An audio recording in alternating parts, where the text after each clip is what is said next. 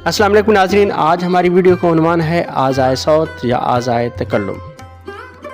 तकल्लुम का मतलब होता है बात करना और कलाम करना। सौत का मतलब होता है आवाज़। आज़ा उज़्व की जमा है, यानी वो आलात, वो आर्गन्स, वो आज़ा जो आवाज़ पैदा करने में या कलाम करने में, बात करने में हिस्सा लेते हैं, उन्हें आज़ाए तकल्लुम या आज़ाए सौत कहा जाता है।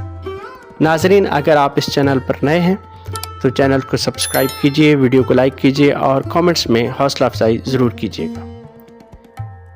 ज़ुबान बुनियादी तौर पर आवाज़ों ही का मजमूआ होती है। वो आज़ा जो आवाज़ पैदा करने में अमल करते हैं सौती आज़ा या आज़ाए तकल्लुम कहलाते हैं।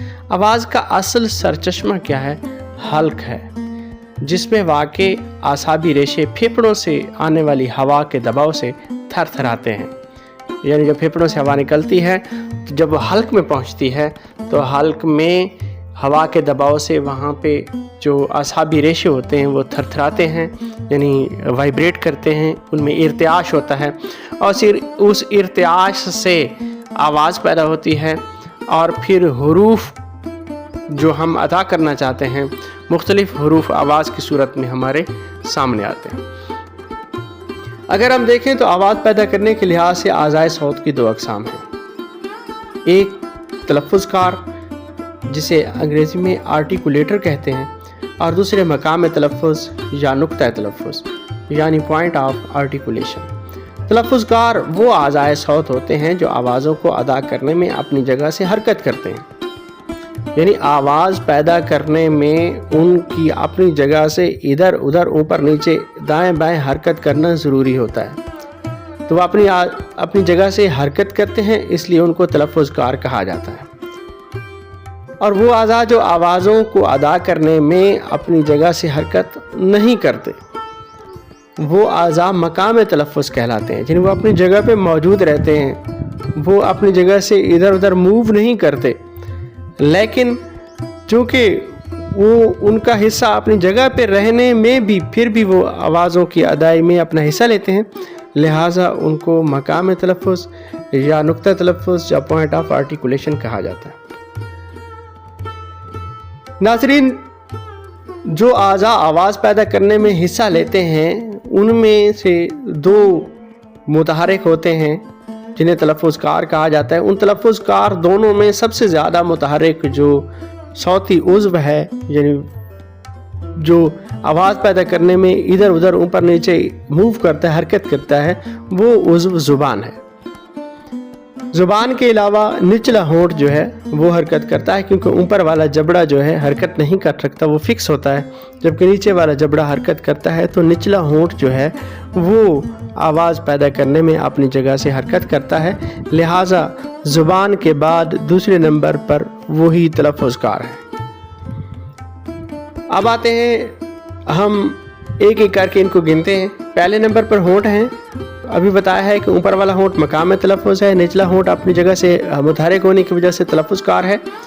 दूसरे नंबर पर ऊपर के दांत हैं, जिनके साथ ज़ुबान मुख्तलिफ़ मौक़ों पर टकराती है और आवाज़ पैदा करने में वो हिस्सा लेते हैं। तीसरे नंबर पर ज़ुबान है। ज़ुबान के तीन हिस्से हैं। इब्तिदा है ज़ुबान की, या जिससे ज़ुबान की नोक भी कहते हैं। वास्ता है हिस्सा जो ज़ुबान का चौड़ा हिस्सा होता है, और आखिर हिस्सा है जो हल्क के साथ मिला हुआ होता है। तो ये तीन हिस्से जो है ज़ुबान के, ये मुख्तलिफ़ हुरूफ की अदाई में अपना हिस्सा डालते हैं। चौथे नंबर पे है मसूड़े, जिनके साथ ज़ुबान टकराती है तो आवाज़ पैदा होती है।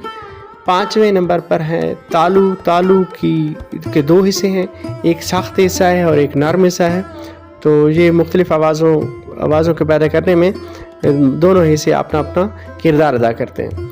हल्क का कव्वा, हल्क में गोश्त का एक छोटा सा टुकड़ा लटका हुआ है, मुअल्लक है, वो हल्क का कव्वा कहलाता है। जब उसको लहात भी कहा जाता है, तो इस लहात से भी ये भी आवाज़ों की अदाई में अपना हिस्सा डालते हैं। सातवें नंबर पर हल्क है। हल्क जिस तरह ज़ुबान के तीन हिस्से होते हैं, हल्क के भी तीन हिस्से होते हैं।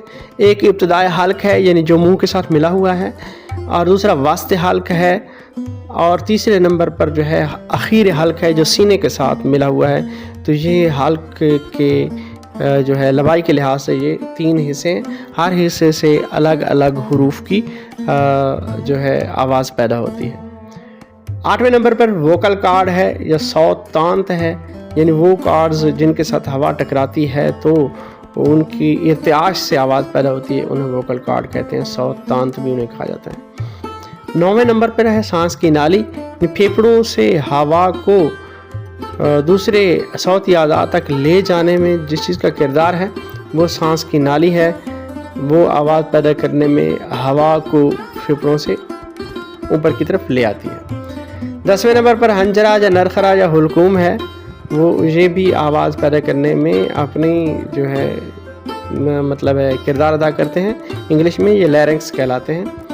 اس کے بعد 11ویں نمبر پر ہے خلائے انفی، ناک کا سوراخ یا ناک کا بانسا، یعنی جب منہ میں ہوا رک جاتی ہے تو ہوا ناک کی طرف جاتی ہے، اور ناک کا جو پچھلا حصہ ہوتا ہے جسے خیشوم بھی کہا جاتا ہے، خیشوم بھی کہتے ہیں، خلائے انفی بھی کہتے ہیں، ناک کا سوراخ، ناک کا بانسا بھی کہتے ہیں، تو جہاں ہوا رکتی ہے اور پھر جو ہے ایک گونج پیدا ہوتی ہے، غننے کی آواز یا میم کی آواز بھی وہاں سے نکلتی ہے۔ 12ویں نمبر پر پھیپھڑے ہیں، پھیپھڑے بنیادی کردار ادا کرتے ہیں، پھیپھڑے ہی ہوا مہیا کرتے ہیں جو ہوا منہ سے ہم باہر خارج کرتے ہیں اور مختلف جگہوں پہ روک کر جو ہے اس ہوا سے مختلف حروف کی ادائی ہوتی ہے، اس لحاظ سے ان کا بھی اپنا ایک مخصوص کردار ہے۔